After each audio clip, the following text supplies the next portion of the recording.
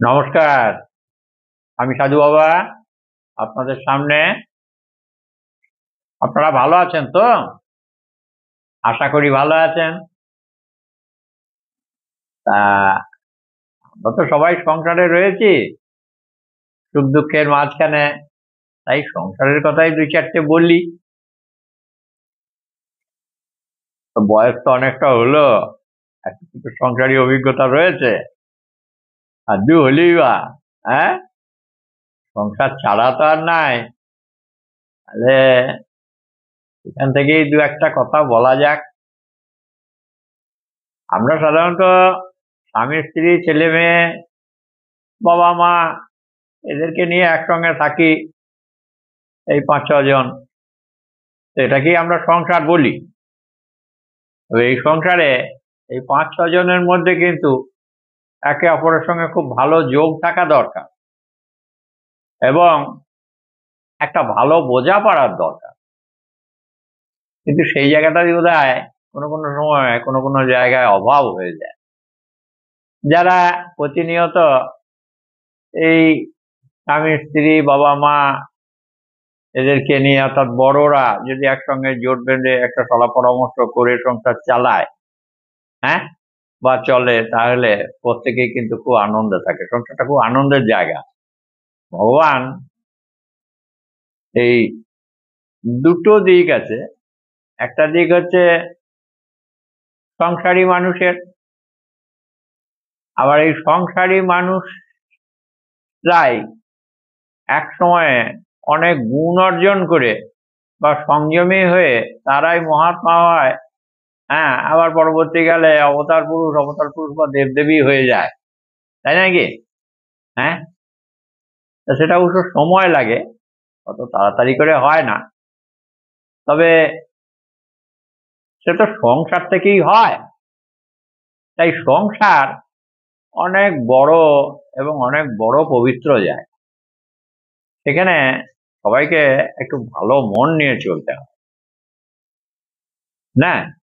তাহলে ভালো থাকা যায়। প্রত্যেকের সঙ্গে প্রত্যেকের যেন মিল থাকে, কথায় বার্তায় চাল চলনে। হ্যাঁ, আর আমরা তো একে অপরের কাছে কিছু না কিছু আশা করেই থাকি।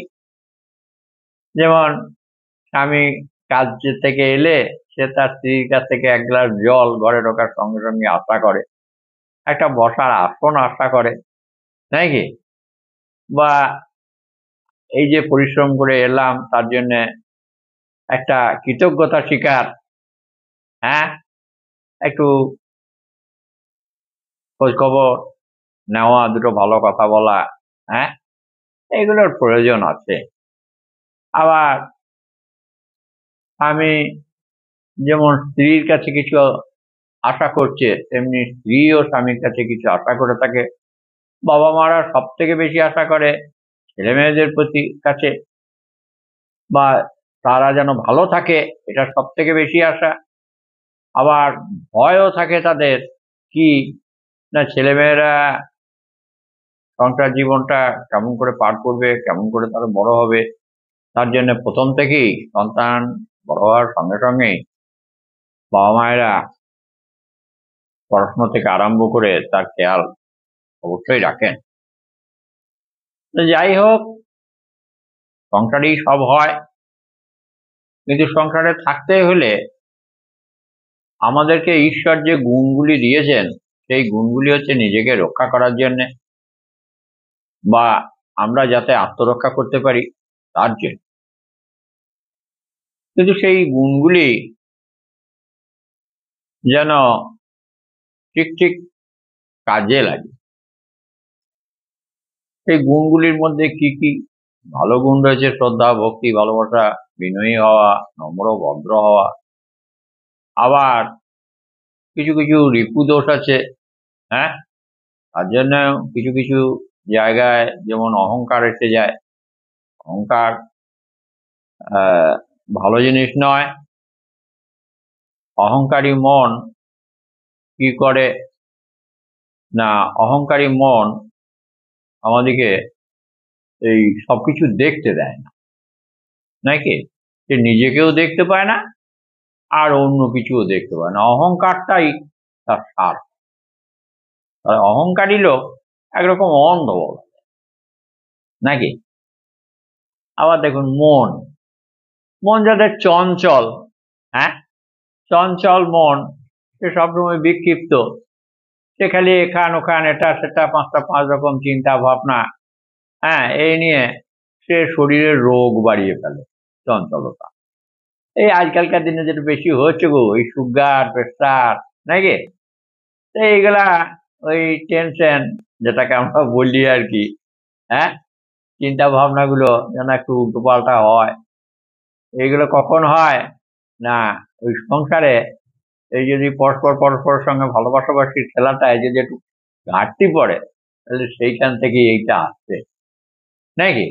তো সেজন্য এই সংসারী মানুষকে সবসময় কিন্তু সবাইকে নিয়ে বেশ ঘোঁট পাকিয়ে থাকতে হবে, নাকি?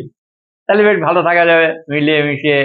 হ্যাঁ, মান অভিমান, যেগুলো মান অভিমান কি হয় না, মান অভিমান সংসারকে পিছিয়ে দেয়, সময় নষ্ট করে, না?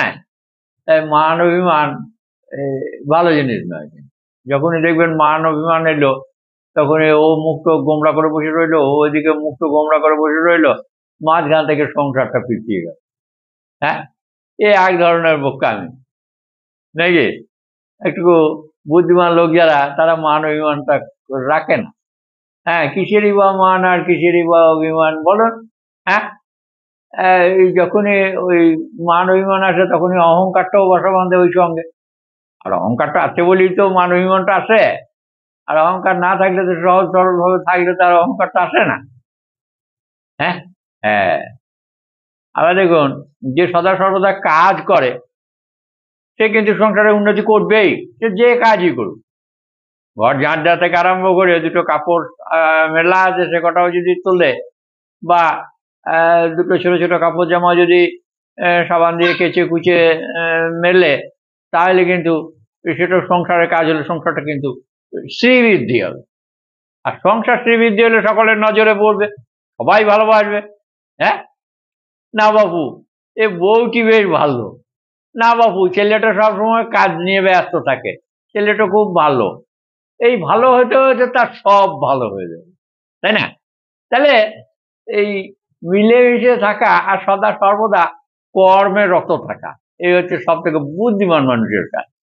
আর যারা অলস কুড়িয়ে, তারা কি করে না, ওই অলস কুড়ি করে কাজকর্ম করে না। তারপরে তাদের কি হয়, ওই অকম্মা তিনে ধরো, রাগ নিদ্রা খিদে বড়। যারা অকম্মা হয়, কাজকর্ম করে না, তাদের রাগ বেশি হয়, খিদে বেশি হয়, আর নিদ্রা ঘুম বেশি হয়। হ্যাঁ, এইটা আমার বাবাও আমাকে বলতেন, অকম্মা তিনে ধরো, রাগ নিদ্রা খিদে বড়। তা আমি ওই বাবার ওই কথাটা খুব মনে রেখেছিলাম। তো তার জন্য আমি কিন্তু সদা সর্বদা ওই বাবার কথাটাকে মনে রেখে কর্মে তৎপর হতে চেষ্টা করেছি। আমরা সংসারেই থাকি, সংসারেই আমাদের জন্ম, আর এই সংসারকে আমরা খুব ভালোবাসি, তাই না? তো সংসারকে ভালোবাসি ঠিকই, কিন্তু আমাদের মধ্যে যেসব গুণগুলো রয়েছে, সেই গুণগুলো গুণই বটে, কিন্তু গুণগুলো আবার অগুণীর কাজ করে, তাই না? ঠিক ঠিক মতো ব্যবহার করতে না জানলে সেগুলো কিন্তু উল্টো কাজ করবে, তাই না? প্রথম কথা, সংসারে আমরা থাকি সাধারণত স্বামী স্ত্রী ছেলেপিলে বাবা মা, এই নিয়ে হয় আমাদের সংসার। তো বাবা মা দীর্ঘদিন সংসার চালিয়ে এসেছেন, তাদের একটা সংসার সম্পর্কে অভিজ্ঞতা আছে, ছেলে মেয়েদের ততটা নাই। তাই বাবা মায়ের চিন্তা ভাবনা যে ছেলেরা সংসারে ঠিকমতো থাকতে পারবে তো, চালাতে পারবে তো, না থেমে যাবে, না সংসারে জরাজীর্ণ অবস্থা আসবে, এইসব চিন্তা ভাবনা